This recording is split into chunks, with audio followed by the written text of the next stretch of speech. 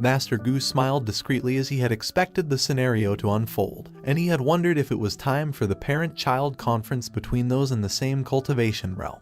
The Feather Clan's elders and ancestor were startled when Master Gu pointed at them and yelled at the sky, calling out for his ancestor. He was reporting that the Feather Clan's ancestor had threatened him, asking for their Gu family to give her an explanation. She had said that she would turn him, the Gu family's young master, into dust. The Feather Clan's ancestor was surprised and speechless, while the elders couldn't help but express their surprise that the Gu family's ancestor was also there. Master Gu continued to yell, telling their ancestor that he couldn't beat the Feather Clan's ancestor, so he would leave it to him to protect the prestige of their Gu family's name. Meanwhile, Gu Zioner was holding in her laughter, while Gu Nanshan's mouth was agape in disbelief, calling Master Gu a brat in his mind and thinking that Master Gu was trying to screw him over with his schemes. A space in the sky broke, and Gu Nanshan appeared out of it. Master Gu appeared ecstatic when he recognized Gu Nanshan, and he said that he had always admired him since he was young.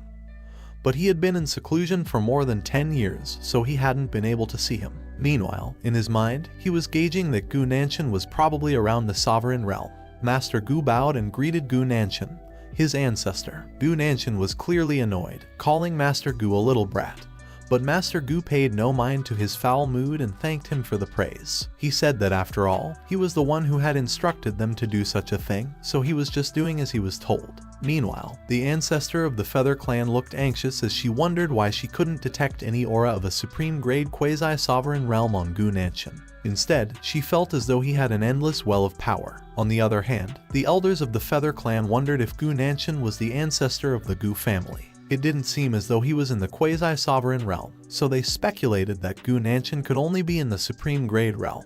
They thought that maybe their ancestor would have more of a chance. Meanwhile, Master Gu started backing up into a warp in space as he told Gu Nanshan that he was sure that if he continued staying there, he would only be adding to his troubles, so he would take his leave first, and Gu Nanshan responded to Master Gu with annoyance. He said that once he had finished settling everything, he would come and look for him. Gu Nanshan stared ahead, and he asked the lady if she was the ancestor of the Feather Clan. He also said that there should be another one who was at the quasi-supreme grade, so they should come out and receive their punishment from him. The lady was enraged when she heard Gu Nanshan say that they should receive punishment from him. She said that the Feather Clan was not a subordinate of the Gu family. She asked Gu Nanshan if he was not afraid of enraging the rest of the ancient immortal clans if he continued to act all haughty and superior like he was doing. Meanwhile, the disciples of the Feather Clan who were flying in the air noticed that Gu Nanshan had come. They were afraid that it would be a long and drawn-out war. On the other hand, Gu Nanshan grinned at what the ancestor of the Feather Clan had told him about acting haughty and superior. He reminded her that it had been the Feather Clan who had tried to kill their Gu family's young master using their divine weapon. He added that the Gu family had never been treated as such for 1,000 years and asked her if she knew why it had been the case. The eyes of the Feather Clan's ancestor widened, and she looked intimidated. She didn't have any time to react as Gu Nanshan quickly moved towards her. With his fist over her chest, he declared that he would erase her from the earth first. Gu Nanshan's fist was shrouded in aura, and as his fist connected with the Feather Clan's ancestor's chest, her chest plate started breaking due to the strength of the impact. Suddenly, an enormous ray of aura emanating from one of the Feather Clan's abodes surged through the skies, making its way past the other boulders. Rocks were shattered into tiny pieces. Gu Nanshan stood with one foot while he scratched his knees with the other. He had completely erased the Feather Clan's ancestor in front of him, including the buildings and rocks that had been in the way of his attack. There was a tear in both the sky and the ground where Gu Nanshan's attack had passed through. Gu Nanshan asked Master Gu if he had seen how strong he was and reprimanded him for daring to try to play tricks on him. Master Gu responded that he had seen it, telling Gu Nanshan that he was invincible, and praising him, saying that he was amazing because with a slight show of his power, he had already stunned the entire world. Master Gu smiled brightly and gave Gu Nanshan 2 thumbs up while in his head. He was thinking that Gu Nanshan was probably already an incomplete quasi-immortal realm, considering that he had been able to show such strength with a simple strike. The elders of the Feather Clan were startled when Gu Nanshan turned to them. As he told them to get the other ancestor out there too because he would take care of them as well, the elders hesitated. Suddenly, something caught Gu Nanshan's attention. A streak of aura could be seen from the sky, and it was coming from a winged cultivator who was traversing the skies at such a high speed. It was one of the Feather Clan's ancestors, and he was cursing those young disciples of his who had caused such trouble for them. He knew that he needed to run, and he was planning to go and hide in the Dragon Clan before Gu Changge caught up to him. But Gu Changge suddenly appeared from the crack in space in front of the Feather Clan's ancestor, and as he prepared to hit him, he asked the ancestor what he had been running for. The ancestor's eyes widened as he saw Gu Changge's hands, which were quickly approaching his face. A huge explosion occurred, creating an intense shockwave that created cracks in the space. Meanwhile, 3 cultivators who had been watching the fight looked terrified, and as one of them commented that just one ancestor of the Changsheng Gu family was enough to eliminate the entire Feather Clan. Another one added that she had heard her clan say that there were quite a lot of Gu family ancestors. One of the cultivators said nothing, and he was just sweating profusely as he anxiously watched what was happening. On the other hand, Gu Changge was speechless, and her mouth was agape, while the Great Elder calmly said that he should have known that Gu Changge had no place there because the ancient immortal clans weren't as strong as they had been in the past, so they wouldn't be able to withstand Gu Changge bullying them like that. A few moments later, the elders of the Feather Clan were kneeling in front of Master Gu, and he told them that they should have submitted from the beginning. He asked them if they regretted their actions and if they were willing to submit, to which the elders quickly responded that they were willing and had chosen to submit to Master Gu. Whether they would be his servants or slaves, they were willing to accept his orders. Master Gu smiled sinisterly, and he told the elders that since he had a rather benevolent reputation, he would agree to give them one more chance, but he would need them to write a declaration of their proof of allegiance to him. The elders did not understand what Master Gu wanted as proof of allegiance to him, so they asked if he could enlighten them a little further. Master Gu smiled evilly. Gu Changge looked uncomfortable, and she said that she couldn't believe that Master Gu would make the Feather Clan members kill each other. But the Great Elder was not surprised, and he said that Master Gu had been a bad seed by nature. As the battle between the Feather Clan members continued to ensue, the Great Elder sighed, and he said that after the battle, Master Gu's name would be one that caused immense fear in the cultivation realm.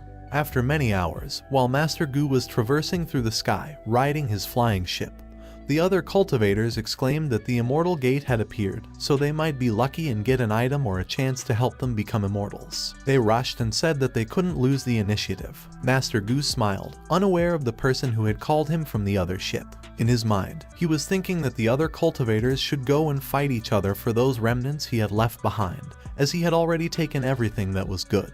Master Gu closed his eyes as he realized that Gu Changge's anger would be upon him soon.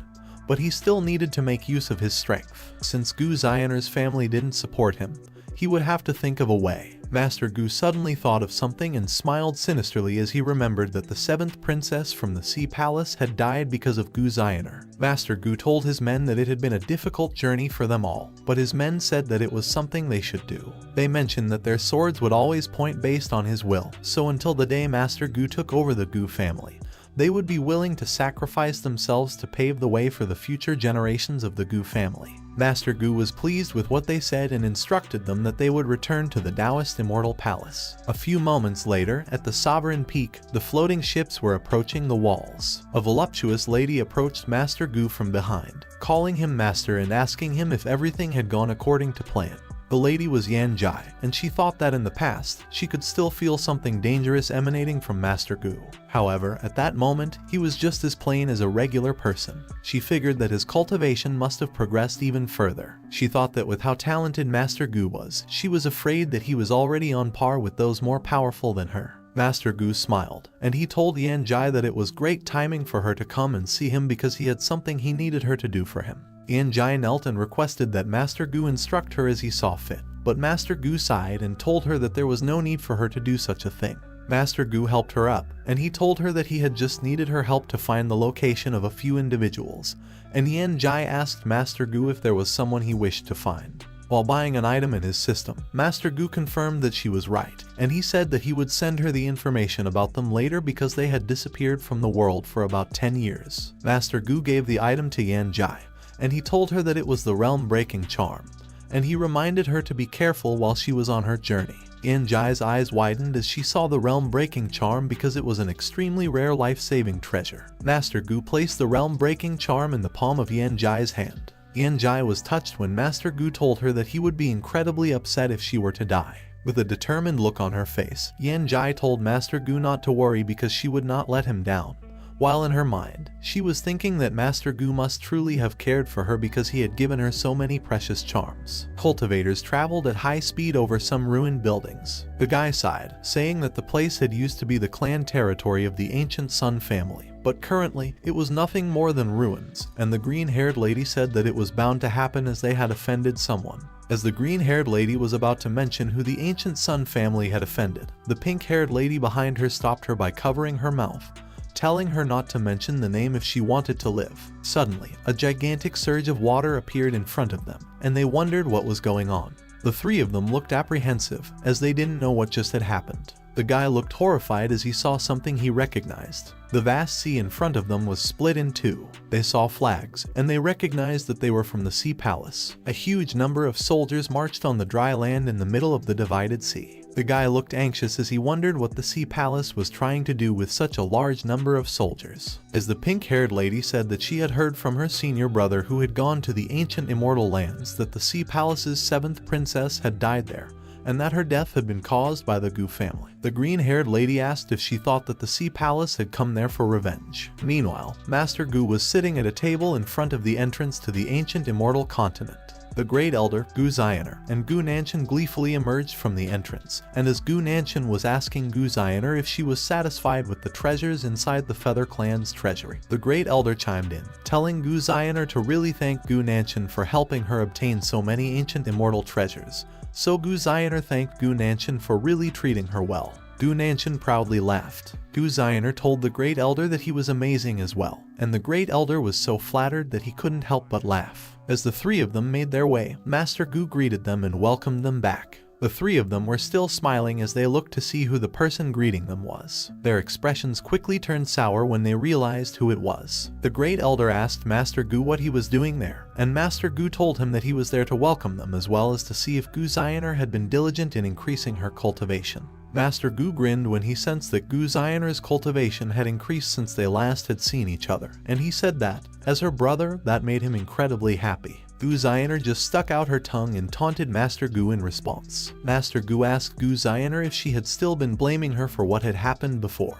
He said that it had been for her own good because, when he had been her age, he had already ventured out and fought by himself, unlike her, who hadn't been able to fight against the princess of the Sea Palace by herself. Gu Zioner got mad and told Master Gu to stop pretending. He ordered Gu Nanshan to suppress Master Gu's cultivation because she had wanted to beat him up. As he picked up his cup, Master Gu told Gu Zioner that she had thought she could be arrogant just because Gu Nanshan had been around. Master Gu told her that it would have wasted his kind intentions because it hadn't been right to depend on others to help her defeat her opponents. What he said surprised Gu Zioner. She even asked him if he hadn't been embarrassed that he was saying such words when the body of the ancestor from the Feather Clan hadn't even been cold yet. She told Gu Nanshan to look at what Master Gu had been doing. Gu Nanshan laughed as he admitted that, although Master Gu had been a bastard, what he had said had been right. Gu Zioner threw a tantrum, reminding Gu Nanshan about his promise and questioning why he had been siding with Master Gu. Gu Nanshan told Gu Zioner that he had been doing it for her own good as well. In his mind, he had been thinking that it seemed the grudge between Gu Zioner and Master Gu hadn't been as deep as he had previously thought. Naturally, he hadn't wished to see brothers and sisters fighting each other. Looking at Master Gu, Gu Nanshan had also thought that it appeared he was no longer able to see through Master Gu's true strength. So if Gu Zioner were to fight against him, he had been afraid that she would be the one to end up losing. Suddenly, Master Gu asked Gu Zioner if she had known what the Sea Palace had been doing at the moment. Gu Zioner became vigilant at the mention of the Sea Palace. Gu Zioner looked anxious when she asked if the Sea Palace had been coming to find her to take revenge. She tried to reason out that it had been Master Gu who had killed the 7th princess. But Master Gu grinned, and as he told Gu Zioner that she had been the cause of the incident, so the 7th princess had died because of her.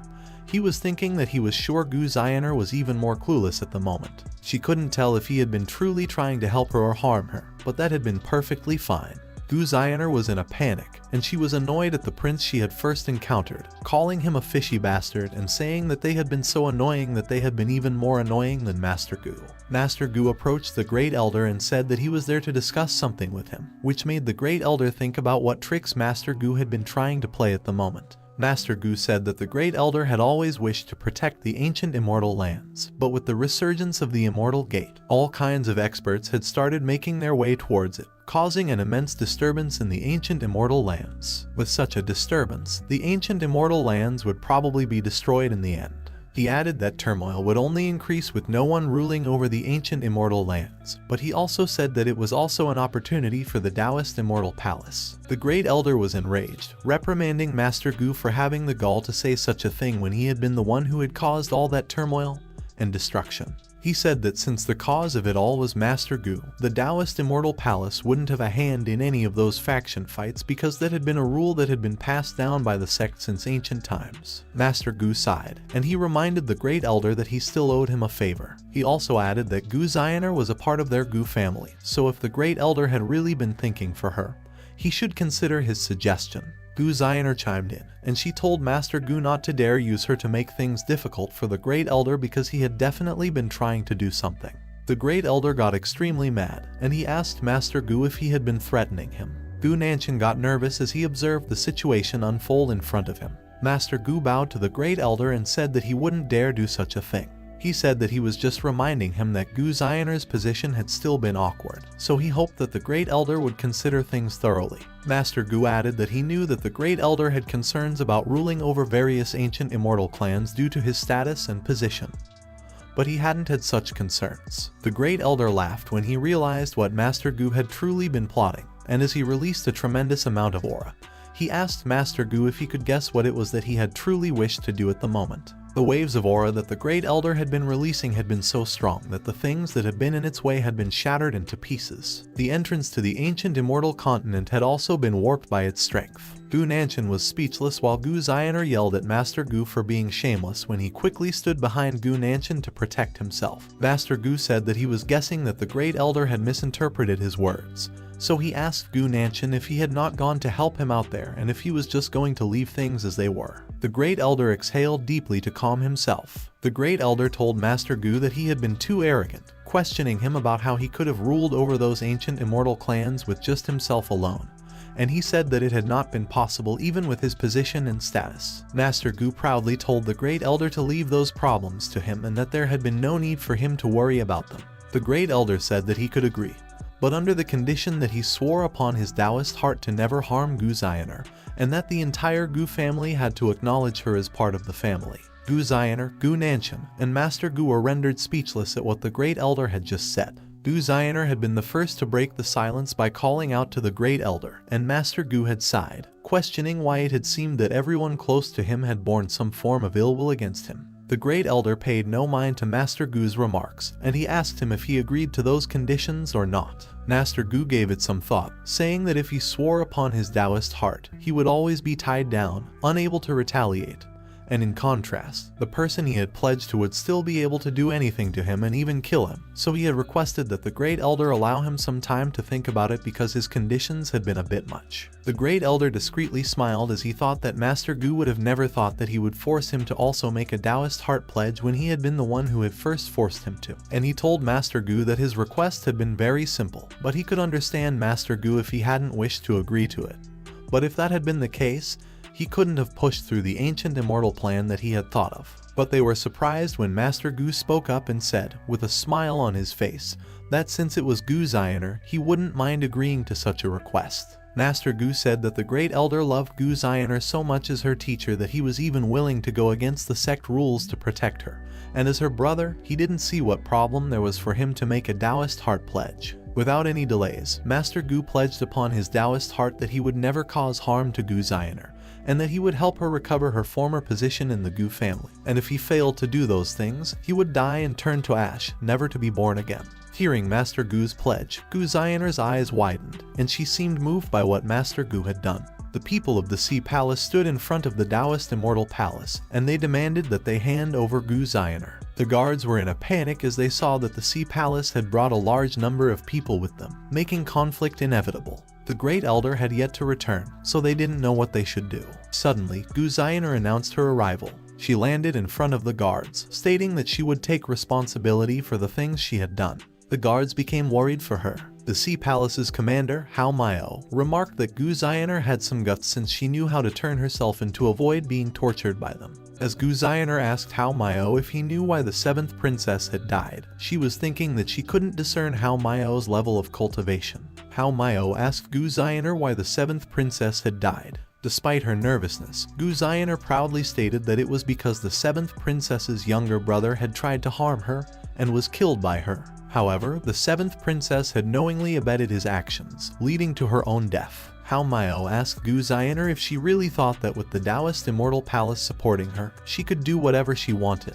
Gu Zioner told him that she was simply telling the truth. Hao Mao swiftly moved in front of Gu Zioner, and as he was about to punch her, he declared that she should pay with her life. Gu Zioner panicked as she hadn't seen how Hao Mao had moved over to her location so quickly. To both Gu Zioner and Hao Mao's surprise, Master Gu also swiftly arrived at the scene, protecting Gu Zioner. He questioned Hao Mao about his intentions. Hao Mao was surprised because he hadn't noticed when Gu Changge had arrived there. Master Gu waved his arms, pushing back Hao Mao with tremendous force. He asked Hao Mao if he wasn't ashamed as an advanced Sacred Realm cultivator to attack Gu Zioner like that, and he questioned if that was how the Sea Palace behaved. Sweat ran down Hao Mao's face as he recognized Master Gu. He questioned Master Gu, asking him why he was also protecting Gu Zioner. Master Gu questioned Hao Mao's words, asking him if he was still unable to realize that Gu Zioner was a member of their Gu family and yet he dared to try to harm her. Hao Mao asked Master Gu if he was willing to antagonize the Sea Palace for Gu Zioner, who had been exiled from the Gu family. He hoped that Master Gu would think about it carefully. Master Gu informed Hao Mao that Gu Zioner had been a precious child of the Gu family, so he couldn't let him bully her. Gu Zioner was rendered speechless by what Master Gu had just said. Summoning his ships, Master Gu declared that if the Sea Palace insisted on attacking his younger sister that day, he would eradicate them all immediately. Releasing a scroll between the palms of his hands, Hao Mao laughed, saying that Master Gu had been far too arrogant for saying that he would eradicate them. He said that since Master Gu had wished to protect Gu Zioner, he shouldn't blame him. Hao Mao opened the scroll, stating that the Sea King had decreed that they capture Gu Zioner that day in order to seek justice for the 7th princess, and the soldiers behind him chanted that they would seek justice for the 7th princess. Master Gu confidently said that they had all just been mere pawns, and he asked who the hell the Sea King had been to decide all of those things. Master Gu jumped into the air. Master Gu asked the will of the primordial beginning to add to him, while Hao Mao asked the will of the primordial beginning to amplify him.